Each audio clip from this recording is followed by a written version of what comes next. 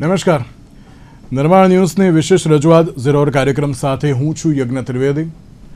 દર્શક મિત્રો, આજે વિદ્યાર્થીઓની સુરક્ષા સામે સવાલ અત્યારે તો મારે કરવો છે, અને આ સવાલ માત્ર હું એટલે કે મીડિયા જગત નહીં પણ તેની સાથે વાલીઓ પણ કરી રહ્યા છે, શિક્ષકો પણ અત્યારે તો કરી રહ્યા છે, અને તેની સાથે અન્ય લોકો પણ કહે છે કે કેમ આ પ્રકારની પરિસ્થિતિ જોવા મળી. હું પહેલેથી જ કહી દઉં છું, અત્યારે એવું નહીં કે ના પછી 2025ની હું ખાલી વાત કરું. 2025માં 26મી માર્ચે અમરેલી જિલ્લાના બગસરાના મુંજિયાસર પ્રાથમિક શાળામાં 40 વિદ્યાર્થીઓના હાથમાં જે પેલું કહેવાય ને કે ચપ્પુના કાપા હોય ને તેવી બાબત સામે આવી હતી. 40 વિદ્યાર્થીઓ ટોટલ, અને એ કયા કારણોસર માત્ર 10 રૂપિયાની શરત માટે તેમણે આ કાપા માર્યા હોય તેવી બાબત સામે આવી હતી. અને ત્યારબાદ એ વખતે રાજ્ય શિક્ષણ મંત્રી પ્રફુલભાઈ પાનસેરિયા હતા અને તેમણે તપાસના આદેશ આપ્યા હતા. પહેલી ઘટના 26મી માર્ચની જે હતી ઘટના તે. ત્યારબાદની હું વાત કરું તો અન્ય એક એવી એમ કહેવાય ને કે ક્યાંક વિચાર્યું પણ ના હોય ને તે પ્રમાણેની એક ઘટના જે સામે આવી હતી. 19મી ઓગસ્ટ 2025 અમદાવાદની 7th ડે સ્કૂલમાં કે જે નયન નામનો જે વિદ્યાર્થી હતો કે જેની સરા જાહેર હત્યા કરવામાં આવી હતી, અને 15 દિવસ બાદ જ્યારે સીસીટીવી સામે આવ્યા ત્યારે એમ ખબર પડી કે ના માત્ર ધીંગાણું કે મારામારી ન હતી, પરંતુ એક મર્ડર હતું. હવે એ જે ઘટના 19મીની બની ત્યારબાદ 26મી ઓગસ્ટે ભાવનગરની એક ઘટના સામે આવી હતી કે જેમાં ધોરણ 9ના 2 જે વિદ્યાર્થીઓ હતા આખા ક્લાસમાં જે છરી બતાવીને લોકોને ડરાયા હોવાનો એક બાબત પણ સામે આવી હતી. અને ત્યારબાદની હું વાત કરું તો 3 સપ્ટેમ્બર 2025 જૂનાગઢની આલ્ફા ઇન્ટરનેશનલ સ્કૂલ હતી કે જેમાં હોસ્ટેલમાં 2 વિદ્યાર્થીઓએ 8 જેટલા વિદ્યાર્થીઓને ઢોર માર્યો હતો, અને એક વિદ્યાર્થીની ગંભીર પરિસ્થિતિ પણ હતી. અને આ બધું જ અત્યારે તો 2025નું પૂરું થયું ને 2026ની જે આ શરૂઆત, અને તેમાં અમદાવાદની ઘાટલોડિયાની નેશનલ સ્કૂલમાં કે જે વિદ્યાર્થીઓ પર હુમલો કરવામાં આવ્યો. પહેલાં છરીના ઘા મારવામાં આવ્યા અને પછી તેની ઉપર બેટ, જે ધોકા અને સાથે હોકી સ્ટિક એ બધાથી માર્યો. અને એમ કહેવામાં આવે છે કે હાથમાં જે પહેરવાનું કડું જે હતું કડું તેને માથાના ભાગમાં માર્યું હોય તેવી પણ બાબત છે, અને હજુ પણ વિદ્યાર્થી ગંભીર પરિસ્થિતિમાં છે. એટલે આ ટોટલ મેં 4 થી 5 જેટલી ઘટનાઓ તો અત્યારે ગણાય. ત્યારે સવાલ એ થતો છે કે વિદ્યાર્થીઓની આ પ્રકારની માનસિકતા, અને સવાલ એ થતો હોય છે કે વાલીઓ શું કરે છે, શિક્ષણ તંત્ર અત્યારે તો શું કરે છે, અને તેની સાથે શિક્ષકો પણ શું કરે છે. કારણ કે એમ કહેવાય ને કે મારી સ્કૂલમાં તો એવું હતું કે એક એવા શિક્ષક હતા કે આપણે એમને જોઈએ ને દૂરથી પણ આખો ક્લાસ અવાજ કરતો તો ખબર પડી જાય કે આ સર કે આ મેડમ આવે છે ને આખો ક્લાસ શાંત થઈ જાય. એક એવી પણ બાબત હતી, પણ અત્યારે ક્યાંક એ પરિસ્થિતિ નથી જોવા મળતી. તમામ મુદ્દાઓ પર ચર્ચા વિચારણા કરીશું. ચર્ચા વિચારણા કરવા માટે અમારી સાથે જોડી ગયા છે ડૉક્ટર યાત્રી પટેલ કે જેઓ સાયકેટ્રિસ્ટ છે, ડૉક્ટર કિરીટભાઈ જોશી આપણી સાથે જોડી ગયા છે કે જેઓ રાજ્ય અને રાષ્ટ્રીય સ્તરે શ્રેષ્ઠ શિક્ષક તરીકે એવોર્ડ તેમજ ખ્યાતિ મેળવનાર શિક્ષક છે, અને સાથે શિક્ષણવિદ પણ છે. ડૉક્ટર કિરીટ જોશી, આપનું પણ સ્વાગત છે. અને પૂનમબેન પાંચાણી આપણી સાથે જોડી ગયા છે કે જેઓ વાલી મંડળના પ્રમુખ છે. જે આપ ત્રણનું સૌથી પહેલાં તો સ્વાગત છે. ડૉક્ટર યાત્રી, શરૂઆત મારે આપનાથી કરવી છે.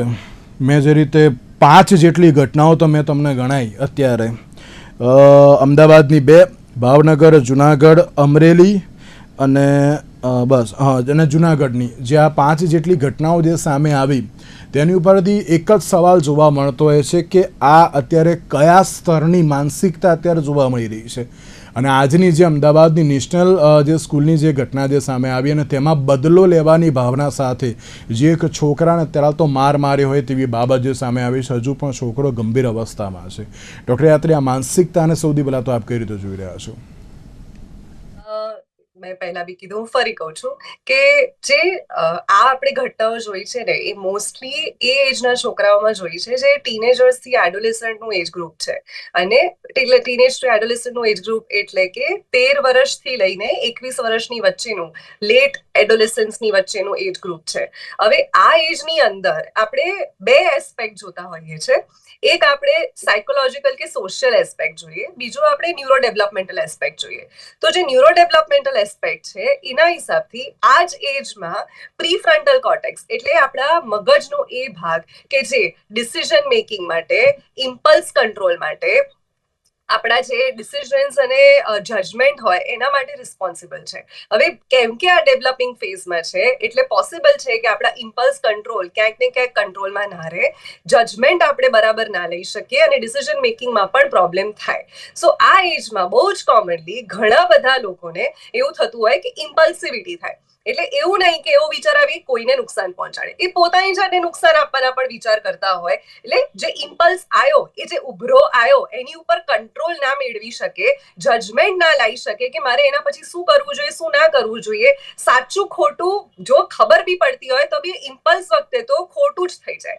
તો એ ઘણી બધી વસ્તુઓ એ ટાઈમ પર ડેવલપ થતી હોય છે. એના કારણે પણ આ બધા ઇમ્પલ્સિવિટી વાળા અને અગ્રેશન, એક્સેસિવ અગ્રેશનના ઇન્સિડન્ટ્સ થતા હોય છે. હવે આ બધા જ લોકોને, બધા જ છોકરાઓ અને એડોલેસન્ટ જોડે તો થતા નથી. અમુક જ લોકો થાય, તો અમુક જ ક્યાંક ને ક્યાંક આ વસ્તુની અંદર ઇમ્પલ્સિવિટી ડેવલપ કરે છે. તો એના માટે એક સાયકોલોજીકલ કે સાયકોસોશિયલ આખો કન્સેપ્ટ પણ છે કે કેમ તો ઘણા બાળકો નાનપણથી આ અગ્રેશનને નોર્મલાઇઝ કરીને જીવતા હોય છે. કે જેમ કે એમને મમ્મી પપ્પાનું જોયું, એમના માતા પિતાને આ અગ્રેશન કરતા જોયા, સ્પેસિફિકલી ફાધરને, કે કોઈ બીજાને આ અગ્રેશન કરતા જોયું, કાં તો લેટ્સ સે મૂવીઝમાં કે સિરીઝમાં અગ્રેશન જોઈ લીધું અને એને નોર્મલાઇઝ કરી લીધું ક્યાંક ને ક્યાંક. તો પણ એ ઇમ્બાઇબ કરીને એ વસ્તુને કરતા હોય છે. આપણને ખબર છે કે આપણો લો અને ઓર્ડર આ પ્રકારનું ઘાતકી અગ્રેશન ક્યાંય ચલાવવાનું નથી. આપણને ખબર છે કે આપણે એના માટે પનિશ થવાના છે. પણ આની અંદર બે વસ્તુ રોલ પ્લે કરે છે. એક તો ઇમ્પલ્સ કંટ્રોલ એ ટાઈમ પર નથી આપણામાં, અને બીજું કે આપણે એ જે વસ્તુ છે કે જે અગ્રેશન છે એને નોર્મલાઇઝ કરીને એ વર્તન કરી રહ્યા છીએ. તો તમે મને પૂછ્યું કે માનસિકતા, તો માનસિકતા આઈ થિંક એ બંને બાય ડિરેક્શનલી ક્યાંક ને ક્યાંક બંને જ રીતે ફ્યુલ થઈને આગળ વધે છે એવું મારું માનવું છે. અને આની અંદર ઘણા બધા એજન્ટ્સ તો નહીં કહું, પણ ઘણા બધા લોકોનો કંટ્રોલ આવી શકે છે, પણ આવતો નથી. જો એ પણ આવત, જે એક્સટર્નલ ફોર્સિસ છે કે જેમ કે પેરેન્ટ્સ છે, ટીચર્સ છે, ઘણી બધી રીતે મતલબ જે પિયર લોકો છે, ફ્રેન્ડ્સ છે, એ બધા બી બહુ ઇમ્પોર્ટન્ટ રોલ પ્લે કરતા હોય છે આને અટકાવવામાં પણ અને આને ક્યાંક ને ક્યાંક ફ્યુલ કરવામાં પણ. તો આઈ થિંક એને પણ ક્યાંય એક્ટિવેટ કરી દઈએ તો એક્સટર્નલ સોર્સિસ પણ એક મોટો રોલ પ્લે કરી શકે છે. બિલકુલ. કિરીટભાઈ, મેં જે રીતે શરૂઆતમાં કહ્યું ને કે હું જે સ્કૂલમાં ભણતો હતો, આઈ થિંક ડૉક્ટર યાત્રી જે ભણતા હશે, પછી પૂનમબેન ભણતા હશે, એક એવા શિક્ષક હતા કે ભલે આખા ક્લાસમાં કોઈ ટીચર ના હોય ને, પણ એમને પેલું કહે ને કે લોબીમાંથી આમ પસાર થતા જોઈએ ને તો બધા બેસી જાય. અને એવા શિક્ષકને જ્યારે વિદ્યાર્થીઓ આવતા હોય અને જ્યારે વિદ્યાર્થીઓ ઘરે જતા હોય ત્યારે બહાર રાખવામાં આવે કે કોઈ વિદ્યાર્થી અત્યારે તો કોઈ અડપલા ન કરે કે પછી કોઈ મારામારી ના કરે, એ બધા માટે. પણ હવે ક્યાંક એ બાબત નથી જોવા મળતી અને એટલા જ માટે વિદ્યાર્થીઓની સુરક્ષા ઉપર અત્યારે તો જે સવાલ જોવા મળી રહ્યો છે. મેં આ 6 જેટલી ઘટનાઓ તો મેં ઘણા ઘરે તો જોઈ રહ્યા છો. આપ પણ અત્યારે વિદ્યાર્થીએ એમ કહેવાય ને કે સમજાવવા જઈએ છે, પરંતુ એ પણ હવે સમજી શકતા નથી કે બધી સમજવા માગતા નથી. શું કહેશો? આપે જે વાત કરી કે શિક્ષકોનો હાવ, વાત સાચી છે. એ સ્થિતિ એક એવી સ્થિતિ હતી કે ત્યારે બાળકોનું ઘડતર કરનારા અનેક પરિબળો હતા અને એ પરિબળોમાં શિક્ષકોનો રોલ બહુ મહત્વનો રહેતો હતો. આજની સ્થિતિ થોડી બદલાઈ છે. આજે બાળકોને આપણે એવું માનીએ કે પનિશમેન્ટ કરવાથી જ એમાં ફેરફાર આવશે, તો હું એમાં સહમત નથી. શારીરિક સજા કરીએ, માનસિક સજા કરીએ તો ઉલટાની હાનિકારક અસર થાય છે. પણ એ બાળકમાં એક કાઉન્સેલિંગ જરૂર છે, સમજ આપવી જરૂર છે, શિક્ષણની સાથે કેળવણી આપવી જરૂરી છે. આજના સમયે પરિવારો વિભક્ત બની ગયા છે. ઘરમાં જે દાદા દાદીની, નાના નાનીની જે હૂંફ હતી એનો એક અભાવ છે.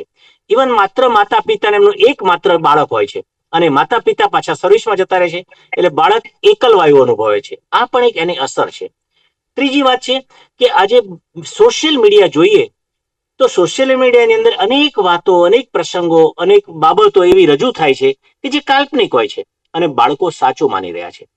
ટીવીમાં રજૂ થતી સિરિયલો, તો બધી જ સિરિયલોમાં એક પણ સિરિયલ એવી બાકાત નથી કે જેમાં કાં તો મારામારી નહીં હોય, ખૂના મરકી નહીં હોય, કાં તો અનૈતિક સંબંધો કુટુંબના બતાવશે. અને આજે ઘરની અંદર સમય પસાર કરવા માટેનું સાધન માત્ર ટીવી બન્યું છે. ત્યારે આ બધી બાબતો બાળકોના માનસિક વિકૃતિ લાવતી હોય છે, માનસિક અસર કરે છે. બીજી વાત એ પણ છે કે બાળકોને જ્યારે શાળાની અંદર જ્યારે આવે છે ત્યારે શાળામાં શિક્ષણ મેળવવા આવે છે, પણ પરીક્ષાનો એક ભય છે, એનો તણાવ છે. બીજી બાજુ એમનું જે કાઉન્સેલિંગ થવું જોઈએ, સારી વસ્તુ શું કહેવાય, એનો અભાવ છે. પરિણામે એ બાળકો તણાવની અસરમાં આવી જઈ અને આવી બાબતોનો ભોગ બનતા હોય છે, વિકૃત વર્તન કરી બેસે છે. હું એવું કહીશ કે આવી ઘટનાઓ માટે એક તો વિભક્ત કુટુંબો બની ગયા સંયુક્તમાંથી, એક એ કારણ જવાબદાર છે. બીજું સોશિયલ મીડિયામાં અને ચેનલોમાં રજૂ થતી વાહિયાત અને કાલ્પનિક બાબતો અને પ્રસંગો એ પણ એટલા જ જવાબદાર છે. અને ત્રીજી બાબત કે શાળાની અંદર મળતું શિક્ષણ એ શિક્ષણ જ રહ્યું છે પરીક્ષા માટેનું, પણ કેળવણીમાં જે રૂપાંતર થવું જોઈએ એ નથી થઈ રહ્યું. પરિણામે બાળકોમાં જે એક ચોક્કસ પ્રકારના મૂલ્યોનું ઘડતર થવું જોઈએ, સહન શક્તિ, બીજાને સમજવું, સહાયભૂત થવું, સામેના વ્યક્તિની ભૂલ હોય કે આપણી ભૂલ હોય તો પરસ્પર સહયોગ આપવો અને સમજવા પ્રયત્ન કરવો, કોઈકનું માર્ગદર્શનને અનુસરવું, કોઈને હાનિ ન પહોંચે એ બાબતની કાળજી રાખવી, આવા મૂલ્યોનો અભાવ રહ્યો છે. અને પરિણામે આપે જે વર્ણવી એવી ઘટનાઓ વધી રહી છે. એક સારી બાબત હું એ કહીશ કે ભારત સરકારે અમલમાં મૂકેલી રાષ્ટ્રીય શિક્ષણ નીતિ 2020 એમાં બાળ કેન્દ્રીય શિક્ષણની વાત છે, એમાં આ બાળકોને મૂલ્યવર્ધિત શિક્ષણ આપવાની વાત છે, શિક્ષણનું કેળવણીમાં રૂપાંતર કરવાની વાત છે, પણ એનું અમલીકરણ આજે પણ હજુ અભાવ છે. એ અમલ થાય તો વધારે સારું. પહેલાની ગુરુકુળ પ્રથા અને આજની રાષ્ટ્રીય શિક્ષણ નીતિ બંનેનો સમન્વય એ આવા પ્રકારની ઘટનાઓનો ધ્વંસ કરી શકે છે. બિલકુલ બિલકુલ. અચ્છા પૂનમબેન, આપણે તો 19 ઓગસ્ટથી ચર્ચા કરતા જ આવ્યા છીએ આ બધી બાબતો માટે કે આને રોકો રોકો રોકો. તમે પણ ઘણી બધી અવેરનેસની જે બાબતો કહો છો, પણ આ બીજી એક ઘટના બની ગઈ પૂનમબેન. અને 19 ઓગસ્ટ પછી તો જોવા જઈએ તો 3 સપ્ટેમ્બરની પણ ઘટના બની, પછી પેલી કચ્છ ભુજની પણ એક ઘટના બની હતી, 26મી ઓગસ્ટની પણ બની. આ તમામ બાબતોને હવે આપ કઈ રીતે જુઓ છો? કારણ કે આ નેશનલમાં પણ આ જ પ્રકારની બાબત છે. બહાર હતો વિદ્યાર્થી, પરીક્ષા આપવા માટે જતો હતો ને ત્યાં જ આખું ગ્રુપ આવ્યું અને એને માર્યો અને ત્યાં છરીના ઘા પણ માર્યા. કઈ રીતે જુઓ છો આપ તેને? પણ હવે યજ્ઞભાઈ, એકચ્યુઅલી આ હવે છે ને બહુ સિરિયસ ક્રિટિકલ મુદ્દો થઈ ગયો છે. કારણ કે આવા દિવસે લગભગ 2-3 વર્ષથી નાની મોટી તો ઘટનાઓ સ્કૂલોની આવતી જ હતી, જેમ કે ઘણું બધું ડ્રગ્સ નું આવતું હતું, કે સાધન એની પાસે ઓજારો હથિયારો મળતા, કે પછી અન્ય એ લોકોના ગેરકૃત્યો સામે આવતા. ઘણા સામે આવી જતા, ઘણા નતા આવતા. પણ છેલ્લા 1 વર્ષથી જેમ તમે આખું લિસ્ટ કીધું 5 થી 6 સ્કૂલોનું, તો એમાં આપણે જોઈ શકીએ છીએ કે દિવસે દિવસે ઘટનાઓ વધતી જાય છે અને એની ક્રૂરતા બી વધતી જાય છે સાથે સાથે. તો મને એવું લાગે છે કે ક્યાંક બેડ પેરેન્ટિંગ લેવલ ઓછું, પ્લસ શિક્ષણમાં જે યોગ્ય શિક્ષણ, જે ભણાવવાની દ્રષ્ટિએ કે એમનામાં કેળવણી લાવવાની દ્રષ્ટિએ જે શિક્ષણ આપવામાં આવતું હતું એની કે ક્યાંક ઉણપ હોય. અને એ સિવાય મોબાઈલ ફોન, સ્માર્ટફોન્સ, જે હું તમને સાચી વાત કરું તો પેલા જેમ કે સાહેબે અને મેડમે વાત કરી કે પેલા ઘડતરમાં શિક્ષકનો હાથ હોતો હતો, એના વાલીઓનો હાથ હોતો હતો, પણ અત્યારે તમામ બાળકોના ઘડતરમાં માત્ર ને માત્ર મોબાઈલ ફોનનો હાથ છે. કારણ કે મોબાઈલ ફોન એક યંત્રની, એક વશીકરણનું યંત્ર થઈ ગયું છે કે જે બાળકને આગળ એને શું વિચારવું, જેમ કે 12 થી 21 વર્ષની જે અધૂરી ઉંમર છે, જે પરિપક્વ બી ના કહેવાય, બાળપણ બી ના કહેવાય, એ જે ઉંમર દરમિયાન એમના હોર્મોન્સના લીધે જે બી એમનો ટોલરન્સ લેવલ થતું જાય, કે એમ એ લોકોની જે માનસિકતા હોય એ પ્રમાણે કંટ્રોલ કરવા માટે ક્યાંક વાલીઓનો પ્રેમ છે, કે વાલીઓનું યોગ્ય માર્ગદર્શન છે, કે શિક્ષણ લેવલ છે, કે શિક્ષકોનું માર્ગદર્શન છે, જે મળવું જોઈએ એ નથી મળી રહ્યું. અને એમાં ખાસ કરીને જયારે વર્કિંગ પેરેન્ટ્સ હોય, તો વર્કિંગ પેરેન્ટ્સ તો જનરલી નાના બચ્ચું છે, માની લો કે વર્ષનું બી ના થાય, વર્ષનો બાળકને મોબાઈલ ફોન આપી દે છે અને ખવડાવે બી મોબાઈલ ફોન આપીને જ ખવડાવે છે, જેથી મોબાઈલ ફોન જોતા જોતા શું ખાય છે એ બી એને ખબર નથી હોતી. ટૂંકમાં એનો માનસિક કોઈ જ વિકાસ નહીં. અને વિકાસ તો નહીં, પણ ટોલરન્સ લેવલ બી નહીં, વિચાર શક્તિ બી નહીં, કોઈ આધ્યાત્મિક જ્ઞાન નહીં, કોઈ સાંસારિક જ્ઞાન નહીં, કે એને પોતાને શું કરવું જોઈએ શું નહીં એનું બી જ્ઞાન નહીં. કારણ કે મોબાઈલની દુનિયા એટલી લિમિટેડ છે કે જેમાં બાળક બહારની દુનિયામાં શું થઈ શકે વિચારી નથી શકતું. બીજી વાત, અત્યારે તમે જોશો રીલ્સ, એવી બધી ન્યૂડ રીલ્સ આવે છે વલ્ગારિટી, કે જે એ લોકો પબ્લિસિટી માટે, પોતાની ટીઆરપી માટે કોઈ લિમિટ જ નથી, એટલી હદ ક્રોસ કરી જાય છે. અને એવી રીલને પ્રોત્સાહન અત્યારની યંગ જનરેશન, જે જેન્ઝી ઝોમ્બી બરાબર જે જેન્ઝી છે એ લોકો આપી રહે છે, કે જે આ રીલ્સને પોતે તો જોવે છે પ્લસ શેર કરે છે. તમે જોજો આવી રીલ્સનો શેરિંગ બી એટલા જ પ્રમાણમાં હશે. એટલે ક્યાંક ને ક્યાંક વિકૃતિઓ પોતે તો લે છે, એ મોબાઈલ ફોન્સ છે કે રીલ્સ છે કે જે બી વિડીયો છે, બધા પોતે બીજા ફ્રેન્ડ સર્કલ પોતાના ફ્રેન્ડ્સને બી શેર કરે છે, જેથી પોતે તો બગડે પણ એના મિત્રો બી બગડે. એટલે આ એક વાયરસની જેમ ફેલી રહ્યું છે. અને એની માટે આપણે વાલીઓએ, શિક્ષકોએ સજાગ થવું પડશે, સરકારે સજાગ થવું પડશે. ખાલી સરકારના સજાગ થવાથી કંઈ નહીં થાય. સરકાર જે પગલા લે એની સાથે આપણે સહમત થઈને એઝ અ પેરેન્ટ્સ બી એમાં સહયોગ કરવો પડશે. અને શિક્ષકોએ બી કંઈક એવી કંટ્રોલ વાળી કંઈક એવી લાવવી પડશે યોજના, કે જેથી શિક્ષણની સાથે બાળકોમાં આની બી કેળવણી થાય. અને મોબાઈલ ફોન્સ તો ટોટલી બેન કરી દેવા જોઈએ બાળકો માટે ખાસ, તો જ આમાં કંઈક પ્રતિક્રિયા આપણને પોઝિટિવ રીતે મળી શકે. ઓકે, ડૉક્ટર યાત્રી, એક બાબત મારે એ પણ પૂછવી છે આપણે. આજે અમદાવાદની બે જે ઘટના બની, એક 7th ડે વાળી અને બીજી આ નેશનલ વાળી, બંનેમાં એક વસ્તુ બહુ કોમન છે કે બદલો લેવાની ભાવના. આ જે 7th ડેમાં પણ એવું જ હતું કે 2 દિવસ પહેલાં ક્યાંક એક નાની એવી બોલાચાલી થઈ ગઈ હતી ને પછી આ મર્ડર સુધીની બાબત આવી સામે. અને જે આજે નેશનલ સ્કૂલવાળી પણ જે ઘટના સામે આવી કે 2 કે 3 દિવસ પહેલાં જ કંઈક નાની બાબતે કંઈક વાટાઘાટો થઈ હતી ને પછી આ પ્રકારની જે બાબત સામે. અત્યારે યુવા વર્ગમાં બદલો લેવાની ભાવના અત્યારે તો કેમ આટલી બધી વધી ગઈ છે? અને સાથે સવાલ એ પણ, શું સોશિયલ મીડિયા સ્ટોપ કરી દેવું જોઈએ? પેલો જે ઓસ્ટ્રેલિયાવાળો જે નિર્ણય ઓસ્ટ્રેલિયાએ આખા દેશમાં જે પ્રમાણે બેન મૂકી દીધું, જો આપણે પણ મૂકી દઈશું તો શું તેનું સોલ્યુશન આવી જશે? તમે જે પૂછી રહ્યા છો ને કે આ બધી વસ્તુઓમાં કેવી રીતે વેન્જિયન્સ ડેવલપ થાય, તમે કહો છો કે કેવી રીતે નાની નાની વસ્તુમાં એ લોકો બદલાની ભાવના ડેવલપ થઈ રહી છે. આના માટે મને એવું ફીલ થાય છે કે બદલાની ભાવના બધાના ક્યાંક ને ક્યાંક કોઈની જોડે ખોટું થયું હોય ને તો એને અંદરથી તો દુઃખ થાય જ કે મારી જોડે ખોટું થયું. જો સમજણ પડે તો કોઈ બીજા જોડે બી થયું હોય તો એને દુઃખ થાય. અને ક્યાંક ને ક્યાંક અલગ ઇમોશન્સ ને ભાવના ડેવલપ થાય. મેં પહેલા બી કીધું કે આ જે ડેવલપમેન્ટલ ફેઝ છે એ જ્યારે તમારું ઇમ્પલ્સ કંટ્રોલ, જજમેન્ટ, બધી વસ્તુ ડેવલપમેન્ટલ ફેઝમાં છે, પણ એ એજની અંદર તમારી ઇમોશનાલિટી ફૂલ ડેવલપ થઈ ચૂકી છે. એટલે ઇમોશન્સના છે ને અલગ બર્સ્ટ નીકળશે. ખાલી બદલો નહીં, બધા ઇમોશન્સ હાઈ પીક પર હોવાના છે આ ટાઈમ પર. તો એ એક વસ્તુ તો છે જ. પણ જેમ સરે કીધું ને, મને બહુ જ પરફેક્ટ અને સાચી વાત લાગે છે કે આ બધા આખી જનરેશનને સહાનુભૂતિ અને સંવેદનશીલતા એ શું છે ને એ સમજાવવાની બહુ જરૂરી છે. કે ક્યાંક ને ક્યાંક કોઈક માણસ પીડામાં છે, કે તમે કોઈને પીડા આપી રહ્યા છો, કે પીડા ક્યાંક થઈ રહી છે તો તમને ખબર પડવી જોઈએ, એમ્પેથાઇઝ તમે ક્યાંક કરવા જોઈએ કે આ પીડાથી સામેવાળું કઈ સ્થિતિમાં હોઈ શકે. તમે પોતાની જગ્યાએ તમે મૂકીને જોઈ શકો, તમે એના શૂમાં જોઈને કરીને એ ફીલ કરી શકો કે આવું પેઇન છે, એને આપણે એમ્પેથી કહીએ. તો ક્યાંક જેમ સરે કીધું ને કે ટીચિંગમાં ઘણી બધી વસ્તુ, જેમાં મોરલ વેલ્યુઝ છે, એમ્પેથી શું છે, બધી વસ્તુ પણ ક્યાંક ને ક્યાંક ઇન્વોલ્વ થવી જોઈએ એવું મને લાગે છે. તો આ બધા જે એક્સેસિવ ઇમોશન્સ છે ને એ ક્યાંય કંટ્રોલમાં આવશે, એની સમજણ પડશે. અને સોશિયલ મીડિયા ખાલી બંધ કરી દેવો એક સોલ્યુશન નથી. જો આપણે રિસ્પોન્સિબિલિટીમાં બધાને લાવી દેતા હોઈએ કે સોશિયલ મીડિયા રિસ્પોન્સિબલ છે, પેરેન્ટિંગ રિસ્પોન્સિબલ છે, ટીચર્સ રિસ્પોન્સિબલ છે, આપણે પોતે બી રિસ્પોન્સિબલ છે, બધા જ જો આના માટે રિસ્પોન્સિબિલિટી લેતા હોઈએ તો ક્યાંક સ્ટેપ બધી જ બાજુથી હોવો જોઈએ.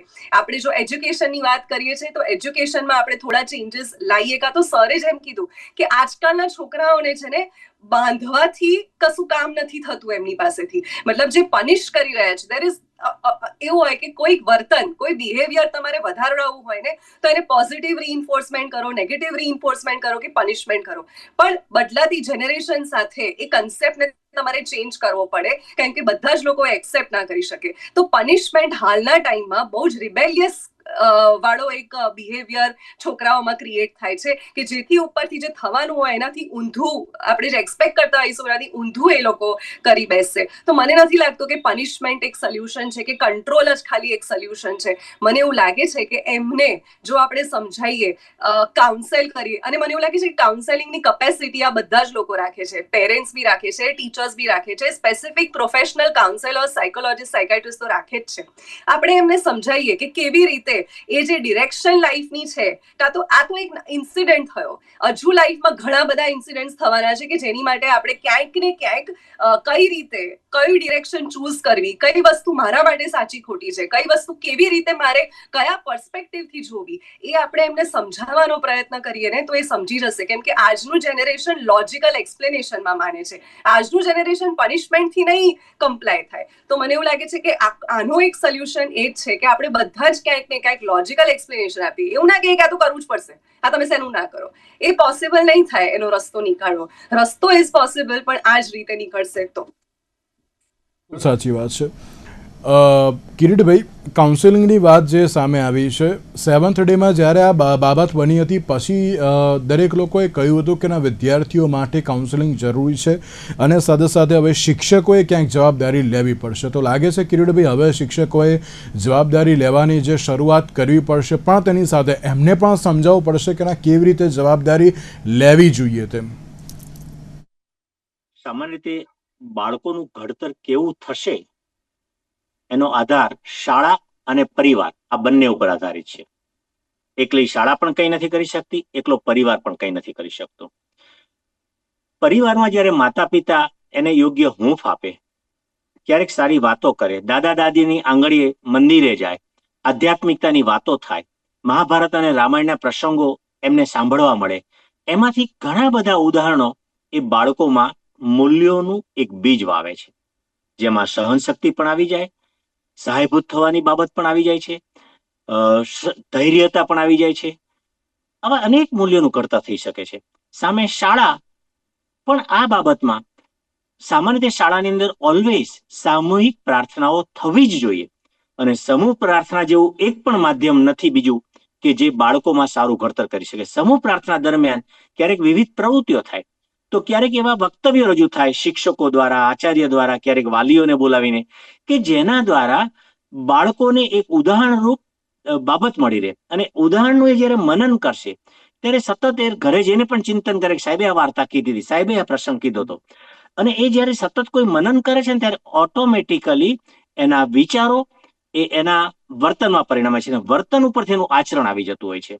એટલે આચરણમાં જો મૂકવું હોય તો આવી ઘણા બધા પ્રસંગો આપવા પડે, ઉદાહરણો આપવા પડે, અને આવી પ્રવૃત્તિઓ દ્વારા થાય. અને એ જ પ્રવૃત્તિઓને તમે જુદી જુદી સામાજિક પ્રવૃત્તિઓમાં કન્વર્ટ કરી દો, ક્યારેક રોગ નિદાન કેમ્પ, ક્યારેક વૃદ્ધાશ્રમની મુલાકાત, આ બાળકોનું ઘડતર કરે છે. એ જ બાળકને સહનશક્તિ આપી શકશે. હું એમ કહું છું, મારો કહેવાનો હેતુ આ છે કે કાઉન્સેલિંગ જરૂર છે, પણ કાઉન્સેલિંગની પદ્ધતિ પણ વિચારવી પડશે. તમે સતત એને સલાહ આપ્યા કરો આ કરવું તો એ શક્ય નથી. પણ કાઉન્સેલિંગ માટે તમારે સીધા કાન પકડાવવા બદલે ડાબા હાથથી જમણી બાજુ લઈ જઈને કાન પકડાવવો પડશે, તો એને ખ્યાલ આવશે. અને એને શું પસંદ છે, એને ગમતી પદ્ધતિ પછી રમત ગમતના માધ્યમથી કહી શકાય. જેમ કે આપણા માનનીય રાજ્ય શિક્ષણ મંત્રી રીવાબા જાડેજા મેદાનની અંદર પણ પોતાના પતિને જઈને પગે લાગ્યા. શા માટે? તો એ કારણ કે મારા પતિએ રાષ્ટ્રનું માથું ઊંચું કર્યું છે. એક મારી ભાવના છે, લાગણી વ્યક્ત કરી હતી. આપણે હવે જાણીએ છીએ કે આપણે બાળકોનું ઘડતર કરવું હોય તો માતા પિતા નો સમન્વય અનિવાર્ય બાબત છે. પૂનમબેન, હા, એક વાત ઉમેરવી છે મારે યજ્ઞેશભાઈ, એક વાત ઉમેરવી છે કે આ બધી બાબતોમાં સરકાર કેટલાક નીતિ નિયમો નક્કી કરશે, પરિપત્રો પણ કરશે, પણ એ પરિપત્રોનું અર્થઘટન કરી એને અનુસરવાનું તો શાળાએ અને વાલીઓએ છે, સમાજે છે. આજે એવી કેટલી નીતિઓ સરકારે કરી છે સમાજના હેતુથી, વિદ્યાર્થીઓના હેતુથી, વિદ્યાર્થીઓના હિત ખાતર, પણ છતાં એનું ઉલ્લંઘન થાય છે, એનું પાલન નથી થતું, અને પત્રો માત્ર ફાઇલમાં રહી જાય છે. એટલે સરકાર જ એકલી કરી શકે, સરકાર આ નથી કરતી એ વાત સાથે હું સહમત નથી. પણ સરકાર જે કેટલીક નીતિ બનાવે એ નીતિનું અમલીકરણ કરવામાં, વહન કરવામાં તો સમાજ, શાળા અને માતા પિતાનો જ ફાળો મહત્વનો રહેશે. બેન, હવે માતા પિતાએ જવાબદારી લેવી પડશે. બાળક શું કરે છે, સોશિયલ મીડિયામાં શું જોવે છે, એ થોડું ઘણું પણ કંટ્રોલ રાખવો એ થોડું જરૂરી છે. 100%. કારણ કે માતા પિતા સૌથી વધારે બાળક રહેતું હોય તો એના માતા પિતા સાથે, ખાસ કરીને માતા સાથે. તો માતાનું ઘડતર જે પ્રમાણેનું હશે બાળક એવી જ એના ઉપર અસર થશે. જેમ કે તમે જોઈ શકો છો કે અત્યારના બાળકો ફોન્સ છે કે કોઈ બી છે, વોટ એવર જે બી વસ્તુ છે, કે ક્યાંક ને ક્યાંક માતા પિતાના સમયની ઉણપ કે પ્રેમની ઉણપ કે એનો જે હૂંફ છે એની ખામીના લીધે બી બાળક ઘણીવાર આ બાબતોમાં પડતું ફોનમાં પડ્યું રહેતું હોય કે ક્યાંક તો ટાઈમપાસ કરવો ને. બીજી એક વસ્તુ એવું કહીશ કે બાળકને જે ગમતું હોય તમે એને સ્કૂલ ટાઈમિંગ એજ્યુકેશન સિવાય બી અધર એક્ટિવિટીઝ છે જે એને ગમતું હોય, માની સ્પોર્ટ્સ છે, ડાન્સ છે કે કોઈ બીજા સંગીત મ્યુઝિકના ક્લાસ છે, જો એને ગમતું હોય તો એમાં થોડું રચ્યું પચ્યું રખાય. ક્યારેક ક્યારેક વીકલી અને 2 દિવસ ક્યાંક આઉટિંગમાં, એવી આઉટિંગમાં જેમ કે સાયન્સ સિટી છે કે કંઈક એવી અવેરનેસ વાળી જગ્યા કે જ્યાં એને કંઈક શીખવા મળે એવી જગ્યાએ લઈ જવાય. તો જેથી એની મતલબ માનસિકતાનો વિકાસ થાય, એને એજ્યુકેશન લેવલને લગતી જે વસ્તુઓ છે તમે બતાવો તો એનું એમાં બી જ્ઞાનનો વધારો થાય. અને એ સિવાય તમે જેમ કે સરે વાત કરી કે સોશિયલ એક્ટિવિટીમાં બી ઇન્વોલ્વ કરાય, વૃદ્ધાશ્રમ લઈ જવાય, અનાથ આશ્રમ લઈ જવાય. અને અમુક એવી સ્કૂલો છે, એવી વર્ગો છે કે જેમાં ગરીબ બાળકો સર્વાઈવ કરતા હોય અને છતાં ગરીબ પરિસ્થિતિ સાથે એજ્યુકેશન લેતા હોય. જેમ કે ઘણી તમે મારા વિડીયોઝ જોતા હશો, મારી બેબી છે એને લઈને જ હંમેશા સોશિયલ એક્ટિવિટીઝમાં જતી હોઉં છું, કારણ કે હું ચાહું છું કે મારા પછી હું જે અત્યારે મેં ચાલુ કર્યું છે એ મારી દીકરી બી કન્ટિન્યુ કરે અને એની વિકૃતિઓ ઘટે અને એક સમાજ પ્રત્યેનો પ્રેમ ભાવ, દયા ભાવના એનામાં જાગૃત રહે અને જાગૃત થાય. એની માટેના પ્રયાસો દરેક વાલીએ કરવા જોઈએ. એટલે હું એવું માનું છું કે માતા પિતાએ પોતાના વર્કની સાથે બાળકોના ઘડતરમાં બી ખાસ ધ્યાન રાખવું જોઈએ. કદાચ પૈસા ઓછા કમાઈ લેશે તો ચાલશે, પણ બાળકનો જે પ્રેમ કમાવો, એનો વિશ્વાસ કમાવો એ અગત્યની વસ્તુ છે. બિલકુલ બિલકુલ સાચી વાત છે. તમામ યુવાઓને ખાલી હું માત્ર એક જ વાત કહેવા માંગીશ, જે પ્રમાણે કિરીટભાઈએ પણ કહ્યું કે અમુક સારી વસ્તુઓ જોઈને તેને પણ પોતાનામાં ઉતારવી એ બહુ જરૂરી છે. અમુક વાર લોકો એમ કહેતા હોય છે યુવા વર્ગ કે અમે આ મૂવી જોઈએ, આ વેબ સિરીઝ જોઈએ, એનાથી અમે ઇન્સ્પાયર થયા. તો તેમાં સારી વસ્તુ પણ ઘણી બધી હોય છે, એ જોઈને ઇન્સ્પાયર થાવ એ અત્યારના સમયમાં બહુ જરૂરી છે. ડૉક્ટર યાત્રી, કિરીટભાઈ અને પૂનમબેન, આપ ત્રણનો આભાર અમારી સાથે ચર્ચા વિચારણામાં જોડાવા માટે. તો દર્શક મિત્રો, આજના વિશેષ કાર્યક્રમ મને આપશે. નમસ્કાર.